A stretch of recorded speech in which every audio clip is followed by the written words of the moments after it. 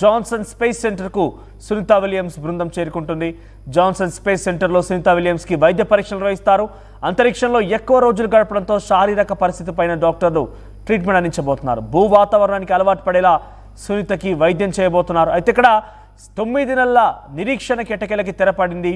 2024 జూన్లో వారి ప్రయాణం ప్రారంభమైంది. అప్పటి నుంచి ఇప్పటివరకు కూడా నిర్విరామంగా అక్కడ వారు పరిశోధనలు చేస్తూనే ఉన్నారు. అయితే అక్కడి వాతావరణానికి అలవాటు పడిపోయినటువంటి శరీరం ఒకసారిగా భూ వాతావరణంలోకి రావగానే ఎలా ఉంటుందనే దానిపైన కొంత ఆందోళన వ్యక్తమవుతోంది. సో ప్రజెంట్ క్రూ10 క్రూ9 సంబంధించి డాకింగ్ ఐఎస్ఐ సంబంధించి ఇంటర్నేషనల్ స్పేస్ షిప్తో డాకింగ్ జరిగింది. అంటే రెండు కలిసిపోయాయి. ప్రజెంట్ ఇటు క్రూ10 నౌకలో నుంచి అందులోకి వెళ్ళిపోయారు. ఆ తర్వాత అక్కడ హ్యాండ్ ఓవర్ జరిగింది.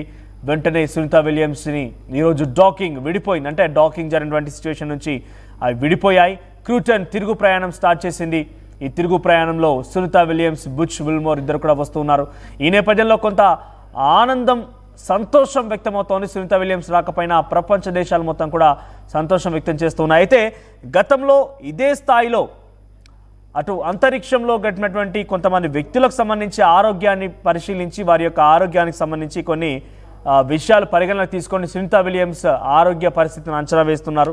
గతంలో రష్యాకు చెందినటువంటి వాలేరీ పాలికోయప్ అనేటువంటి ఒక వ్యక్తి సుమారుగా అంతరిక్షంలో 1990లో 437 రోజులు గడిపాడు.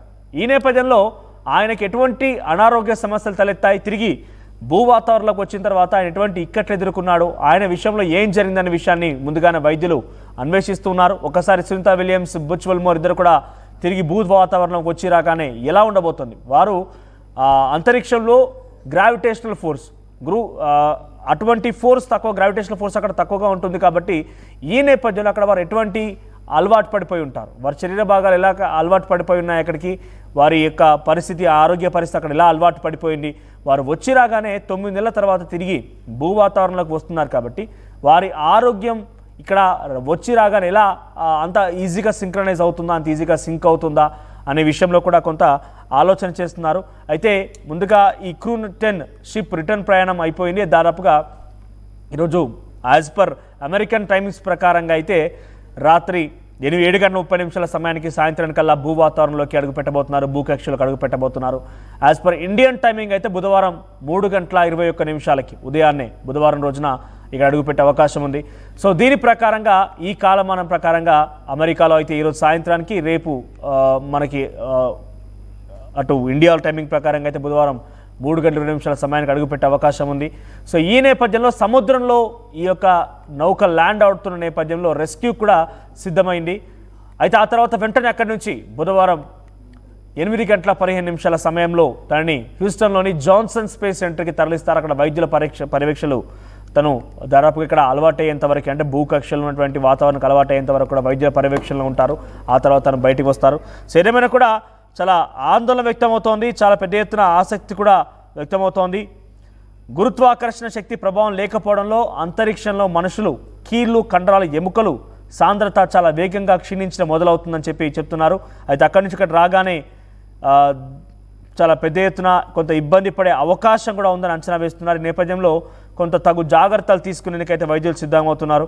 సో మరి కాసేపట్లోనే, కొన్ని గంటల వ్యవధిలోనే, ఇప్పుడు ఆల్రెడీ సమయం 8 కావస్తోంది, ఎగ్జాక్ట్గా ఈ వార్త చెప్పే సమయానికి 8 కావస్తోంది. మరొక 12 గంటల్లోనే ఆవిడ అమెరికాలో ల్యాండ్ కాబోతున్నారు. సముద్రం పైన ఆ క్రూ10 ల్యాండ్ కాబోతున్న తర్వాత అక్కడి నుంచి సహాయక చర్యల నిమిత్తం చేపట్టి అక్కడి నుంచి తరలించే అవకాశం ఉంది. సో సునీత భూమి మీదికి రానున్న నేపథ్యంలో ఒకసారిగా అందరిలో కూడా సంతోషం వ్యక్తమవుతోంది. So as per Indian timing అయితే బుధవారం తెల్లవారుజామున భూమికి తిరిగి వస్తారని నాసా చెప్తోంది. విలియమ్స్, ఆ తర్వాత విల్మోర్, నిక్ హెగ్, రిస్కోస్మస్ వ్యోమగామి అలెగ్జాండర్ గురునోవ్లతో కలిసి స్పేస్ ఎక్స్ క్రూ డ్రాగన్ తిరిగి వస్తుంది. అంతర్జాతీయ అంతరిక్ష కేంద్రం నుంచి స్పేస్ ఎక్స్ క్రూ భూమికి తిరిగి రావడాన్ని నాసా ప్రత్యక్ష ప్రసారం కూడా చేస్తున్నట్ట. మీరందరూ కూడా దీన్ని ప్రత్యక్ష ప్రసారంగా కూడా చూడవచ్చు. సో ఇప్పటికే బహుశా ఆ లైవ్ టెలికాస్ట్ అనేది ప్రారంభమై ఉంటుంది. నాసా అఫీషియల్ లైవ్ ఇస్తోంది. సునీతా విలియమ్స్ తిరుగు ప్రయాణం పైన ఎప్పటికప్పుడు తాజా సమాచారాన్ని మనం నాసా అఫీషియల్ ద్వారా తెలుసుకోవచ్చు. సో 10:15 ఐఎస్ఎస్ నుంచి విడిపోతుంది. బుధవారం తెల్లవారుజామున 2:40 భూ వాతావరణంలోకి ప్రవేశిస్తోంది. అది తెల్లవారుజామున 3:20 సముద్ర జలాల్లో క్రూ డ్రాగన్ ల్యాండ్ అవుతోంది. గతేడాది జూన్ 5న ప్రయోగించినటువంటి బోయింగ్ వ్యోమనౌక స్టార్ లైనర్స్లో సునీత తర్వాత విలియమ్స్తో పాటుగా విల్మోర్ ISSకు చేరుకున్నారు. షెడ్యూల్ ప్రకారంగా వారం రోజుల్లో తిరిగి రావాల్సి ఉండగా 9 నెలలు అక్కడే చిక్కుకుపోయారు. సాంకేతిక సమస్యల కారణంగా అక్కడే వారు నిలిచిపోయారు.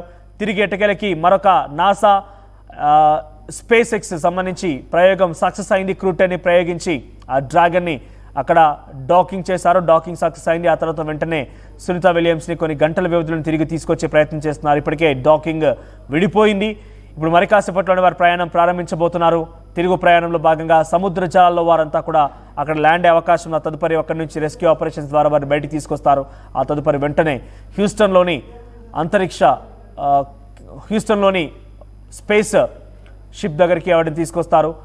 అక్కడ తీసుకొచ్చి వెంటనే వైద్య పరీక్షల నిమిత్తం ఆవిడ్ని కొన్ని రోజులు పర్యవేక్షణలో ఉంచుతారు. ఆ తర్వాత ఇక్కడి వాతావరణానికి అలవాటు పడిన తర్వాత అన్ని బయటకు వదిలే అవకాశం ఉంది.